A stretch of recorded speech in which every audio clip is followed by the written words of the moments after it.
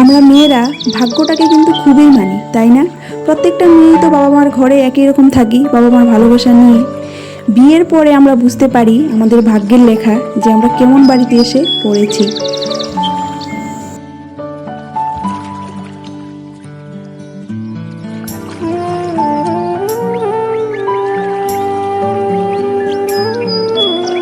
Good morning সবাইকে জানাই নমস্কার। আমি সুকৃতি মালবাজারে খুব সুন্দর একটা টি গার্ডেন থেকে বলছি। আর আমার ডুয়ার্স ফ্যামিলিতে তোমাদের সবাইকে জানাই স্বাগত। জানো তো বন্ধুরা, এই যে টিনটা দেখতে পাচ্ছ না, ওইটা কিন্তু আমরা কোয়ার্টারে আসার কয়েকদিন পরে লাগানো হয়েছিল। এটা কিন্তু এক্সট্রা করে একটা টিন দিয়ে বেড়ার মতো দেওয়া, এটা কিন্তু ঘরের বেড়া না, এক্সট্রা করে। ভিতরে কিন্তু একটা ছোট্ট উঠান আছে। তো এখানে যখন প্রথম এসেছিলাম না, এই জায়গাটাতে খুবই ভয় লাগতো, কারণ এখানে তো দিনে দুপুরে বাঘ হাতি এগুলো বের হয়ে যায়। তো এর জন্য না, সামনাটা যেহেতু একদমই খোলামেলা ছিল, আর এখানে যখন এসেছিলাম না, এখানে না খুবই জঙ্গল ছিল, কারণ ঘরটা যেহেতু অনেক দিন বন্ধ করা ছিল, তো সেই জন্য জঙ্গল ছিল। তো এগুলো পরিষ্কার করে ঠিকঠাক করা হয়েছে। আর আসার কয়েকদিন পরে এই যে টিন দিয়ে এই জায়গাটা ঘেরাও করে দেওয়া হয়েছে। তার কারণ হলো, আমি তো একা একা থাকতাম, ওর বাবা তো চলে যেত অফিসে, আসতো তো সেই দুপুরবেলা একবার আসতো, এসে একটু খেটে আবার চলে যেত, আবার বিকালে একটু আসতো, আবার খেয়ে চলে যেত, আবার রাত্রে 8টা, সাড়ে 8টা, 9টার দিকে আসতো। তো খুবই ভয় লাগতো একা একা থাকতে। আর আমি তো এরকম বাগান এরিয়ায় কোনো দিন থাকিনি, তখনই ফার্স্ট ছিলাম। তো খুবই ভয় পেতাম বাইরে বের হতে। তো সেই জন্যই টিনের বেড়াটা লাগানো হয়েছিল। আর এদিকে দেখো, সকালবেলাতে উঠে পড়েছি, উঠে ঘর টর ঝাড় দিয়ে নিলাম, দিয়ে চলে এসেছি একদম ডাইরেক্ট রান্না করে। আর এখন বাজে জানো কয়টা? এই 6:45 মতো বাজে। তো ওর জন্য আমি বানিয়ে নিব একটু গোলা রুটি, কারণ ও তো সকালবেলা চলে যাবে 7টার মধ্যে অফিসে। তো সেই জন্য একটু খেয়ে যাবে আর কি। তো সেই জন্য চা আর একটু গোলা রুটি বানিয়ে দিব খেয়ে যাওয়ার জন্য। তো এদিকে দেখো, গোলা রুটিটা বানাচ্ছি। আর এটা কিন্তু তেজপাতা দিয়ে আমি মিলিয়ে দিচ্ছি। তো হাতা দিয়ে বা চামচ দিয়েও করা যায়, কিন্তু তেজপাতা দিয়ে করলে না খুব সুন্দর হয়। তো এদিকে দেখো, গোলা রুটিটাও আমার বানানো হয়ে গিয়েছে, আর চাও বানিয়ে নিয়েছি। আর ওকে এখন দিয়ে দিব, ও খেটে চলে যাবে।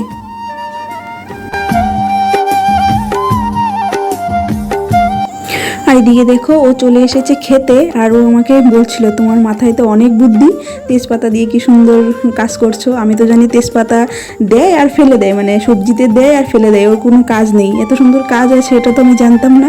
তো এরকম বলছিল। আর জানো তো বন্ধুরা, ওই যে মালাটা, ওটা কিন্তু ওর মালা, আমি পরে রেখেছিলাম। এত ভারী মালাটা, গলাটার মধ্যে একটা ভারী কোনো বোঝা মনে হয়েছিল, দিয়ে দেওয়াতে পাতলা হয়ে গিয়েছে।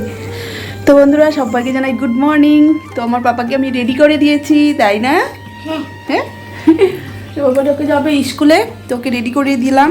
আর তোমরা তো দেখেছো সকালবেলা গুলা রুটি টুটি বানিয়েছিলাম, তো ওগুলোই খাওয়া দাওয়া হলো। আমরাও খেয়েছি, ওর বাবা তো খেয়ে চলে গিয়েছে, আমরাও খেয়েছি। তো এখন এই যে মেয়েকে রেডি করিয়ে দিলাম, তো ও যাবে স্কুলে। আর ওকে টিফিনে ম্যাগি বানিয়ে দিয়েছি, আর ও দুধ দিয়ে রুটি দিয়ে কলা দিয়ে খেয়ে নিয়েছে। না খেয়েছো? হ্যাঁ। পাপা স্কুলে ভালো করে পড়াশোনা করে? হ্যাঁ, খুব ভালো করে করে। খুব ভালো করে পড়াশোনা করে, শুধু একটু একটু দুষ্টুমি করে কখনো কখনো, তাই না? ওর জন্য পানিশমেন্ট মিলে না? না, দুষ্টুমি করে দেখে পানিশমেন্ট মিলে। তো এখন ওকে স্কুলে পাঠিয়ে আমি যাব। বিছানা তো কিছু উঠানো হয়নি, এগুলো গিয়ে উঠাবো, তারপরে রান্না বান্না। আর রান্নার জন্য বলে গিয়েছি খিচুড়ি খাবে, খিচুড়ি বানাতে। তো আমাদের তো নিরামিষ চলছে, তোমরা তো জানোই, আমাদের কাকা শ্বশুর বাংলাদেশে মারা গিয়েছিল। তো চলো, ওই জন্য তো নিরামিষ খেতে হবে, আর কয়েকদিন বাকি আছে, তারপরেই শেষ। তো এখন ধোয়াধুয়িও শুরু করতে হবে, কাপড় টাপড় ধোয়াধুয়ি। তো চলো, ওকে স্কুলে পাঠিয়ে দিয়ে বিছানা উঠাবো, উঠিয়ে যাবো রান্নাবান্না করতে। সকালে তো ভাত খাবে, দুপুরবেলা আবার মনে হয় খিচুড়ি। সকালে খিচুড়ি খেলে ভালো লাগে। তো আমরা আজকে সকালে আর খিচুড়ি খাবো না, দুপুরবেলা খাবো, কিন্তু কুকারে খিচুড়ি খাবো, তাই না? আমার বাবাটা কুকারের ভাত খেতে ভীষণ ভালোবাসে, ও ভীষণ ভালোবাসে কুকারের ভাত খেতে। তো চলো ওকে, ওর বাবা আসলে পরে ওকে নিয়ে যাবে স্কুলে, আর আমি যাই গিয়ে বিছানা উঠিয়ে রান্নাঘরে যাই। তো চলো, পরে দেখা হবে। টাটা। জানো তো বন্ধুরা, আমাদের এই সকালবেলাটা না খুবই ব্যস্ততার মধ্যে দিয়ে কাটে। 6:30 থেকে 8:30 এই টাইমটা পার হয়ে গেলে বাস নিশ্চিন্ত। মেয়েবেলা তো এই সময় ঘুমিয়েই থাকতাম, 6:30 7টা পর্যন্ত তো আরামে ঘুমাতাম। ডাকলে পরে হ্যাঁ উঠছি বলে উঠতাম না। তো প্রত্যেকটা মেয়েই কিন্তু বাপের বাড়িতে আমরা একই রকম থাকি, তাই না? আদরে আহ্লাদে বড় হই, কিন্তু বিয়ের পরে সেই আহ্লাদ আর আদর আর থাকে না। নিজের উপরে যখন সংসারের দায়িত্ব এসে পড়ে না, তখন আর এই জিনিসটা থাকে না। মনে হয় কাজগুলো কখন সারবো, কখন কার কোনটা ভালো হবে, কার কীভাবে খেয়াল রাখতে পারি, সেটাই আমরা মানে ভাবি আর কি। তো কখনো কখনো আমাদের মনে হয় না যে আমাদের সেই ছোটোবেলাটা যদি আবার ফিরে আসতো, এই ছোটোবেলাটা যদি আমরা ফিরে যেতে পারতাম তাহলে কত ভালো হতো। অ্যাকচুয়ালি কী বলো তো, আমাদের মেয়েদের ভাগ্যটা কিন্তু বিয়ের পরে থেকেই শুরু হয়। আমরা কিন্তু অনেকটা আশা ভালোবাসা নিয়েই আসি সংসারটাতে, কিন্তু যদি এখানে ভাগ্যটা ভালো থাকে তাহলে তো সুখের সীমানা নেই। আর যদি খারাপ হয় তখন মনে হয় না যে আমার ভাগ্যটাই খারাপ, যেটা ভেবে এসেছিলাম সেটা আমার হয়নি। তো বাড়ির লোকও ভাবে যে মেয়েটাকে বিয়ে দিলাম, সুখী হতে পারলো না, তার ভাগ্যটাই খারাপ। অ্যাকচুয়ালি আমরা সব কিছুতে কিন্তু ভাগ্যটাকেই দোষী। তো বিয়ের আগে সবাই ভালো থাকি, সবাই মা বাবার কাছে ভালো, পরিবারের কাছে ভালো, ফ্যামিলির কাছে ভালো, কিন্তু খারাপটা হয় বিয়ের পরেই। আর যদি ভালো হতে পারি তো হয়ে গেলাম। তো এটাও একটা ভাগ্যের ব্যাপার যে বাড়ির বউটা অনেক ভালো, হ্যাঁ, লক্ষ্মীমন্ত, হেন তেন অনেকেই কিছু বলবে। আর যদি একবার খারাপ হয়ে যাওয়া যায় তাহলে ওর মতো খারাপ আর নেই। তো সেটাও একটা ভাগ্যেরই ব্যাপার, তাই না? তো যাই হোক বন্ধুরা, জানি না ভগবান কার ভাগ্যে কি লিখেছে। তো শ্বশুরবাড়ি এসেছি, সবার মন জুগিয়ে চলবো, তাহলেই সবার ভালোবাসা পাবো। আর সবার মন জুগিয়ে চলাটাই আমাদের ধর্ম। তো সবাই ভালো থাকুক সেটাই চাই। আর সবার ভালো চাইলে পরেই নিজেরও ভালো হয়। তো সেটাই। তো ওইদিকে দেখো, সকালের তো আমি কাজগুলো করে নিয়েছি। আর রোদ্র উঠেছে খুবই। তো এখানে আমার সুপারিগুলো যে ছিল ওগুলো রোদ্রে দিয়ে নিয়েছি। আর দিয়েটি একদম স্নান টান করে চলে এসেছি। আর স্নান টান করে চলে যাবো একদম ডাইরেক্ট রান্নাঘরে। আর আমার এই যে বারান্দাটা, খুব সুন্দর একটা বারান্দা, যেখানে আমি স্নান করার পরে কাপড়গুলো এখানে মেলিয়ে রাখলে এখানেই শুকিয়ে যায় আর কি। তো ওইদিকে দেখো চলে এসেছি রান্নাঘরে। আর আজকে রান্না করব হচ্ছে পাঁচমিশালি একটা সবজি বানাবো, আর বানাবো হচ্ছে খিচুড়ি। আর সকালবেলা তো বলে গিয়েছিল খিচুড়ি খাবে, তো এখন খিচুড়ি বানাবো। আর এখানে সব কিছু রেডি করে নিয়েছি। আর এখানে দেখো ভেন্ডি কেটে রেখেছি, ভেন্ডি দিয়ে বড়া বানাবো।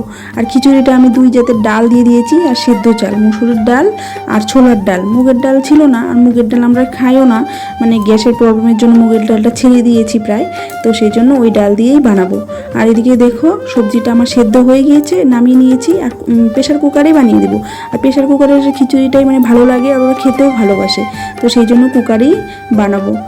আর নিরামিষের সময় কিন্তু মুসুর ডাল খেতে হয় না, জানি মুগের ডাল খায়, কিন্তু আমাদের মুগের ডাল খেলে যে গ্যাস হয় বললাম না, সেই জন্য মুগের ডালটা খাই না, মুসুর ডালটাই খাই, কিন্তু পেঁয়াজ ছাড়া আর কি। তো সেটাই। তো বন্ধুরা দেখো, আমার এখানে রান্নাবান্না প্রায় হতে চলেছে। আর তোমরা তো অনেকেরই ভিডিও দেখো, যারা যারা বড় বড় ইউটিউবার, তো অনেকেরই হয়তো ভিডিও দেখো, ভালো লাগে দেখো। কিন্তু আমার মনে হয় যারা ছোট ছোট ইউটিউবার তাদের ভিডিও দেখাটা ভালো। আমিও তাই করি, যাদের সাবস্ক্রাইব নেই, কম সাবস্ক্রাইব, তাদেরকে আমি এগিয়ে যাওয়ার জন্য আর কি সাহায্য করি।